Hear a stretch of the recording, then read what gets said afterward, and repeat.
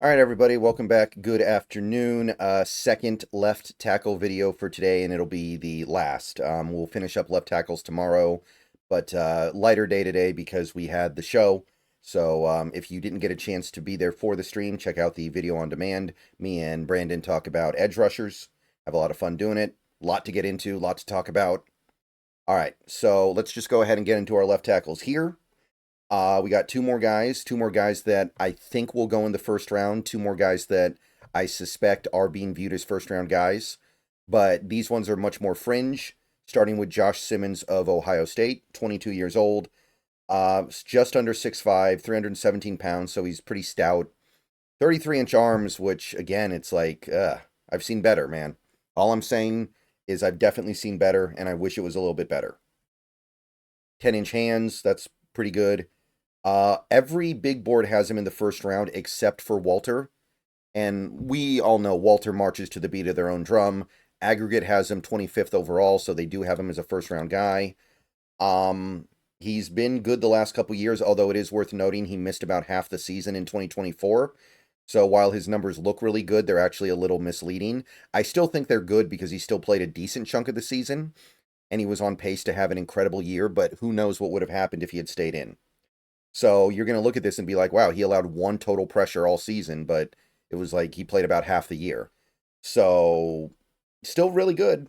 And he was pretty good the year before, although I think that there was some anticipation of him really taking off in 2024, and that didn't get to happen because he didn't play in a lot of the games.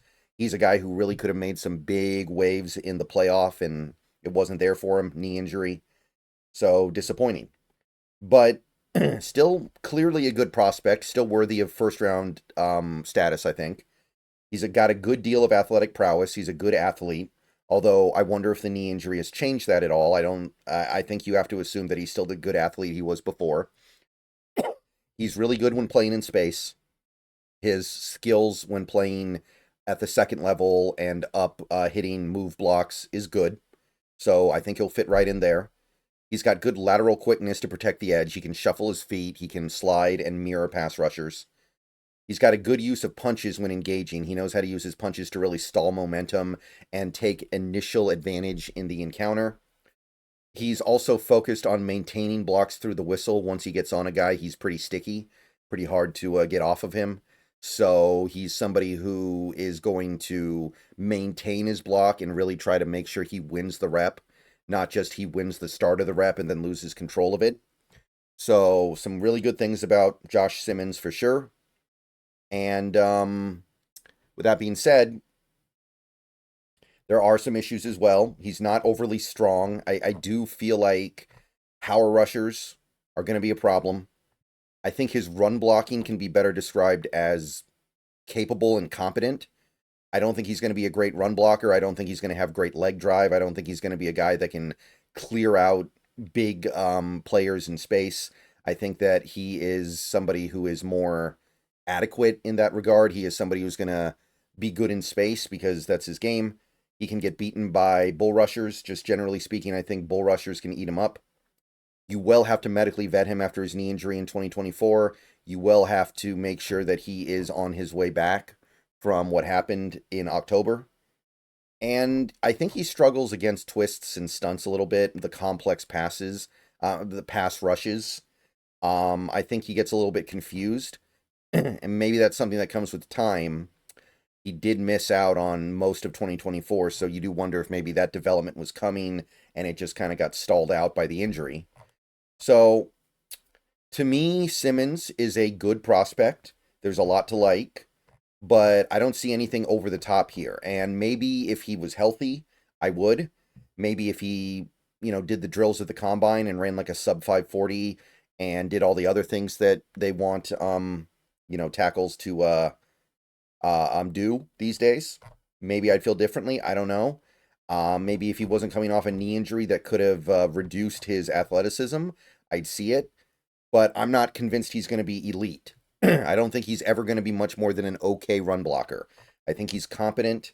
I think that he can position himself well in zone. I think he can get to the right places, but I don't know about him as a great run blocker. I do see him as a good pass protector, and that is more important for a left tackle, but I don't know. Like it could end up being like a Charles Cross type thing. Cross, he's bigger than Cross, I guess, but Cross, his whole thing was really, really good pass protector, just okay against the blocking for the run. So I'd put him in the first round, but just barely, just by a couple of spots. I think he's right there at the back end of the first round. I don't know if I could get behind taking him at 18. That would be a little bit rich for me, but I'm not terribly far off of it either. So, you know, good prospect, no hate. Okay, we have one more guy for this video, and it's Josh Conerly Jr. of the Oregon Ducks. He's 21 years old, and he doesn't have a ton of collegiate experience. So understand that whatever he is now, it is likely he will improve significantly in the next year or two just by building more experience. So you're getting somebody that should quickly round into top form.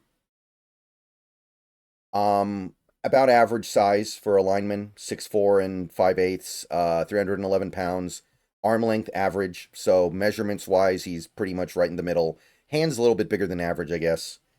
Testing numbers were really great overall. 5.05, 540, 1.7, 110 yard split, which is pretty much elite. Had one of the biggest verticals for an offensive lineman ever. Broad jump was more mediocre. Again, you don't see that every day. Usually the broad and the vert are in alignment, basically. 5 of the 6 big boards I use all have him in the exact same part of the draft, which is very early second. Walter is the only one that deviates. They have him in the middle second. The aggregate, they've been kind of bouncing him back and forth between the back end of the first and the front of the second. When I took these numbers, he was at the front of the second, but it's very volatile. For whatever it's worth, I think he should be a first-round pick, and if I had to guess, I'd say he will be. But it's very close. Played really well last year for Oregon. Allowed, 9 total pressures. 78.3 PFF grade, 4 penalties. Really, really improved as the season went on. And that's the thing that I need people to really hone in on here. Conerly only had 2 years as a starter at Oregon. And he is, he showed the improvement that indicates he's going to be maybe a better pro than he was a college player. That's the thing here. So he moves fairly smoothly. He should be a good zone blocker. I don't think his movement skills are hyper elite, but they're good. And he's got the agility and athleticism that you want. He's got good awareness and a cerebral understanding of football. Like whenever you see him uncovered, he's always looking for somebody to go block. If his first guy leaves, then he's got his head on a swivel waiting for the next play to make. He's got good punches. He stuns opposing pass rushers, puts a lot of force into them, knocks them back. His pass rush sets are clean and mirrors very well. He's able to move laterally to keep in front of pass rushers, able to keep the pocket clean for the most part. Gets pretty good push in the run game as well, does generate some leg drive. He strains well. He's at the very least really giving high effort. And I think he's another guy that is going to give you outside-inside flexibility. I think he'll be a good tackle. I don't think he's going to be missing anything there, but I also think he'll be a good guard. So this might be like a perfect pick to take, to have him play at guard for a year, and then you make a decision on his future after 2025, where either you slide him outside or you bump him, or you keep him inside. So I like it on both ends, and honestly, this has become a guy that I didn't think I was going to like as much as I did, but I really started to see this one in a good light. That's not to say everything's perfect. He's not great hitting moving targets. I think that he'll be adequate as a zone blocker. He'll be good, but I don't think he'll be great. Hasn't yet really picked up that. I mean, again, he could get better. He does have the agility. He does have the athleticism. He just needs to actually get a little bit better at hitting moving targets. His anchor isn't great, which means he can get bull rushed a little bit. He does have good push in the run game, but I think his anchor is disappointing, so power rushers can get to him a little bit. He's another one of these guys that will give up the inside shoulder by oversliding to the outside, so he overcommits outside, and if the pass rusher is able to put on an inside move, it's tough for him, and he doesn't always finish the block as cleanly as he should. I think that sometimes he wins the rep early and then loses it late.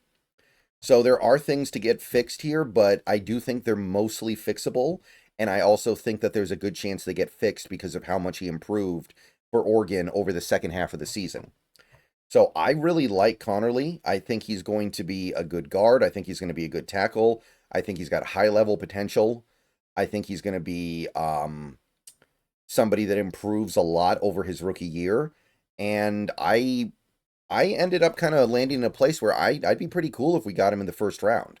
I didn't think I was going to be there, but the more I looked, the more I liked. So I definitely say first round grade, and I would say I'd be okay with him at 18. I wouldn't be over the moon about it, but I'd be okay with it. I think that the flexibility he offers is good, and I think that the ability to play at a high level at both positions is there. And again, the things that he's not great at right now can get better. All right. I'll see you guys later. Go Hawks. More videos tomorrow. More left tackle videos tomorrow. We're through the first round now.